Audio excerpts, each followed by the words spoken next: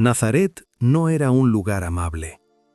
Era una aldea pequeña, encajada entre colinas pedregosas, donde el viento arrastraba polvo y el silencio solo se rompía por el golpe de las herramientas y el llanto contenido. Aquí, la vida no se explicaba, se soportaba. Las calles no estaban hechas para pasear, sino para resistir. Cada amanecer traía trabajo y cada noche cansancio. Las casas eran bajas, ásperas, levantadas con piedra sin pulir. Dentro la oscuridad era habitual incluso de día. El humo del fuego se quedaba atrapado en las paredes y en los pulmones. Los cuerpos olían a sudor antiguo, a esfuerzo repetido, a enfermedad mal curada. La infancia no estaba protegida, aprendía pronto a no estorbar, a callar, a ayudar. La comida era escasa, siempre medida, el agua un bien vigilado. La enfermedad no era una excepción, sino una presencia constante. Vivir aquí significaba aceptar que la muerte podía llegar por una caída, una infección o una decisión ajena. La violencia no siempre era visible, pero estaba cerca, latente, como una sombra que nadie nombraba. En este lugar creció alguien que cambiaría la historia. Pero antes de cualquier palabra, antes de cualquier gesto conocido, hubo este mundo concreto, duro, cotidiano. Aquí ocurre algo que suele pasar desapercibido. Lo sagrado no nació en la comodidad, sino en la aspereza. Quédate hasta el final y te daré una guía práctica para ordenar el corazón. Vamos allá. Nazaret no aparece en los grandes mapas del imperio. No figura en las rutas comerciales importantes ni en los relatos de viajeros. No tiene murallas, ni foro, ni edificios públicos que la distingan. Es un asentamiento menor, casi invisible, sostenido más por la costumbre que por la prosperidad. Un lugar donde se nace porque otros nacieron antes y donde se permanece porque marcharse no siempre es posible. La aldea se asienta en una ladera áspera de Galilea. El terreno no es generoso, la tierra exige esfuerzo constante y ofrece poco a cambio. La agricultura es limitada, dependiente de lluvias irregulares. Cada cosecha es incierta, cada año una prueba. La pobreza no es un accidente, es la estructura misma del lugar. Nazaret vive a la sombra de otras ciudades más grandes, como Séforis, visible desde las colinas. Allí hay obras, movimiento, poder romano, dinero que circula. Aquí solo llega el eco. Los impuestos se pagan igual, pero los beneficios nunca regresan. El campesino y el artesano sostienen un sistema que no los ve. No hay anonimato, todos se conocen, cada gesto es observado, cada fallo recordado. La reputación es frágil y el honor una moneda social que puede perderse en un instante.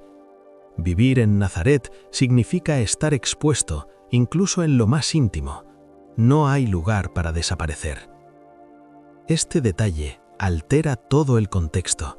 Crecer en un sitio sin prestigio marca el carácter.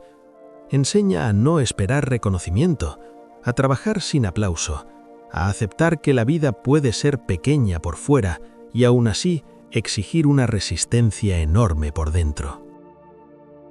Las casas de Nazaret no estaban pensadas para durar generaciones, sino para resistir el día a día. Eran construcciones simples, levantadas con piedra local, sin pulir, unidas con barro y paciencia. No había cimientos profundos ni diseño elaborado, solo muros gruesos para aguantar el frío nocturno y el calor del día.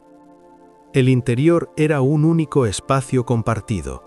Personas y animales convivían bajo el mismo techo. Cabras, gallinas o un asno pequeño ocupaba un rincón durante la noche. El suelo era de tierra apisonada.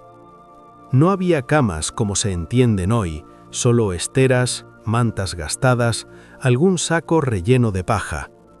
Dormir significaba adaptarse al cuerpo del otro, al ruido, al olor. Las calles no eran calles, eran pasos de tierra entre casas, surcos marcados por pies descalzos y sandalias gastadas. Cuando llovía, se convertían en barro, cuando hacía calor, en polvo suspendido. No había sistemas de desagüe, los residuos se arrojaban fuera del núcleo habitado. Los insectos eran parte del paisaje, el hedor constante. El fuego ardía casi siempre en el centro de la vivienda, servía para cocinar, para dar calor, para algo de luz. El humo no salía con facilidad, se quedaba atrapado, ennegreciendo paredes y pulmones.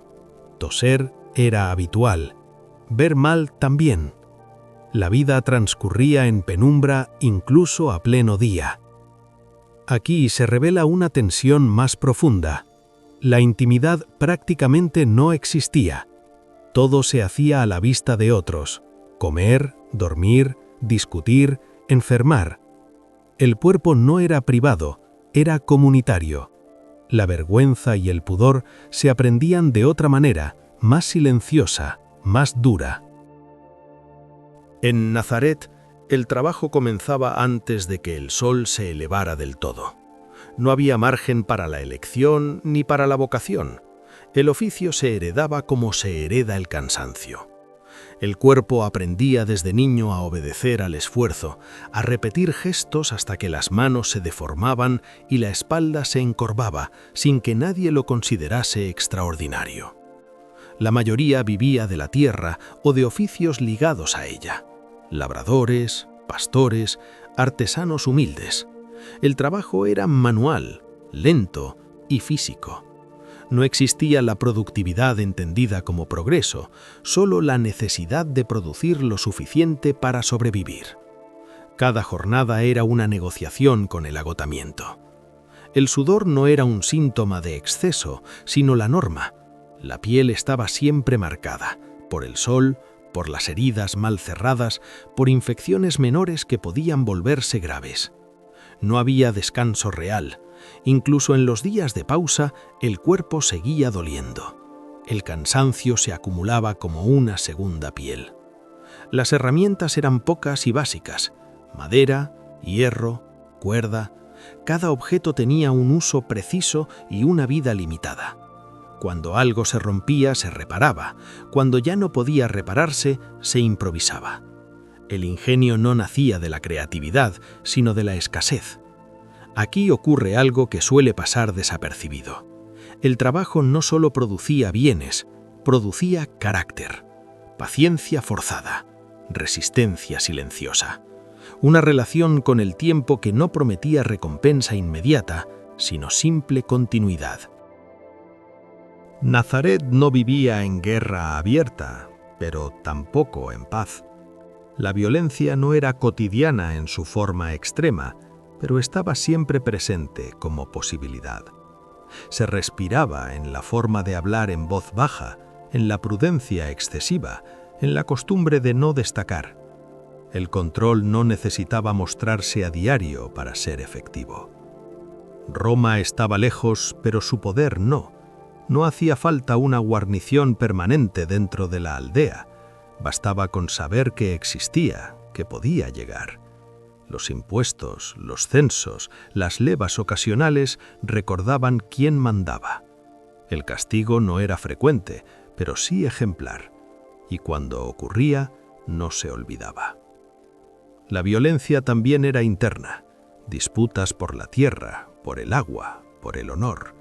En un lugar pequeño, el conflicto no tenía dónde diluirse. Las tensiones se acumulaban durante años y estallaban en gestos breves, secos, difíciles de reparar. La ley se mezclaba con la costumbre y la costumbre con el miedo. Crecer en este entorno enseñaba algo esencial: medir cada palabra, saber cuándo mirar al suelo, entender que sobrevivir no siempre significaba resistir con fuerza, sino ceder a tiempo. El cuerpo aprendía a tensarse incluso en reposo. Aquí ocurre algo que suele pasar desapercibido. El control más eficaz no es el que golpea, sino el que se anticipa, el que vive dentro, el que ordena la conducta antes de que sea necesario imponerla. La vida en Nazaret no ofrecía respiros claros.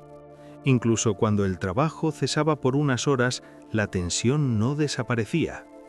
El cuerpo descansaba, pero la mente permanecía alerta. En ese punto exacto, donde no ocurre nada visible, se sostenía gran parte del equilibrio cotidiano. La pausa no era alivio, era contención. Había momentos de quietud compartida. Al caer la tarde, cuando el calor descendía y el polvo se asentaba, los gestos se volvían más lentos. No para reflexionar, sino para recomponerse lo justo y volver a empezar al día siguiente. Nadie hablaba de futuro, se hablaba, como mucho, del mañana inmediato. Si quieres que la Biblia sea historia viva hoy, suscríbete a Jesús de Nazaret, Historia Viva. Pero la calma era frágil. Bastaba un rumor, una visita inesperada, una mala noticia llegada desde fuera para que todo volviera a tensarse. Vivir allí significaba no bajar nunca del todo la guardia.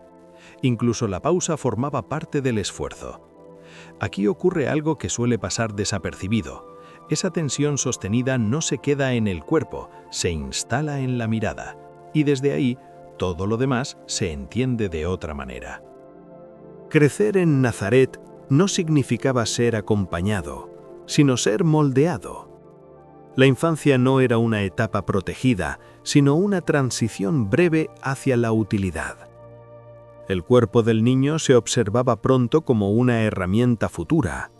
Aprendía a cargar, a callar, a obedecer los ritmos del trabajo y del miedo antes incluso de comprenderlos. No había espacios separados para aprender. La enseñanza no se transmitía con palabras largas, sino con repetición y ejemplo. Mirar, imitar, resistir. El error no se corregía con paciencia, sino con consecuencias.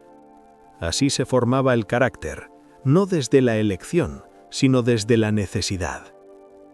La aspereza del entorno penetraba en la forma de caminar, de mirar, de esperar. El niño entendía pronto que el mundo no se adaptaría a él, era él quien debía adaptarse al mundo. Y esa adaptación no era blanda, era física, silenciosa, acumulativa. En este lugar crecer significaba endurecerse sin perder del todo la sensibilidad. Una tensión constante entre aceptar la dureza y no dejar que lo humano se apagara. No todos lo lograban, algunos se rompían, otros aprendían a sostenerse por dentro. Aquí se revela una tensión más profunda. Lo que se forma en la aspereza no siempre se ve, pero permanece. En Nazaret, el silencio no era una opción espiritual, era una condición del entorno. Se aprendía pronto a callar porque hablar no cambiaba las cosas. Las palabras eran pocas, medidas, funcionales. El exceso de expresión podía traer problemas. El silencio, en cambio, protegía. No se hablaba de miedo, ni de frustración, ni de cansancio interior. Esas cargas se llevaban dentro, compactadas, como la tierra que se pisaba cada día. El alma se iba formando sin discursos, a base de contención, de observar sin preguntar, de entender sin que nadie explicara. Los gestos sustituían a las palabras. Una mirada desviada, un movimiento mínimo de cabeza, un cuerpo que se aparta a tiempo. Así se transmitía lo importante. El silencio no era vacío, estaba lleno de normas no dichas, de límites aprendidos, de una sabiduría dura y práctica. En ese clima, la interioridad no se construía hacia afuera, sino hacia dentro. No había espacio para la queja prolongada ni para la afirmación individual. Lo que no se podía cambiar se asumía, y esa asunción repetida durante años iba dejando huella. Aquí ocurre algo que suele pasar desapercibido. El silencio constante no apaga el interior, lo densifica, lo vuelve profundo, compacto, resistente. Nazaret no enseñaba con palabras elevadas, ni con discursos. Enseñaba por repetición, por roce constante con lo limitado. El entorno, siempre estrecho, obligaba a mirar hacia dentro porque fuera no había demasiado que prometer. La espera se convertía en disciplina, la escasez en método. La vida diaria imponía un ritmo lento, sin grandes variaciones. Ese ritmo educaba a la paciencia sin nombrarla. Aprendía a sostenerse quien aceptaba que casi nada cambiaría pronto. La interioridad no nacía del recogimiento voluntario, sino de la falta de alternativas. No había escapatoria emocional, solo permanencia. Nazaret formaba una manera de estar en el mundo, discreta, contenida, atenta. Quien crecía allí aprendía a observar antes de hablar, a medir el gesto, a no desperdiciar energía en lo innecesario. El interior se ordenaba por necesidad, no por elección espiritual. Aquí ocurre algo que suele pasar desapercibido. Un lugar puede educar el alma sin proponérselo, sin templos visibles ni maestros reconocidos. Basta con que no ofrezca atajos. Nazaret no ofrece soluciones rápidas, tampoco consuelos inmediatos. Ofrece algo más incómodo y, por eso mismo, más útil. Un modo de ordenar el interior cuando el exterior no cambia.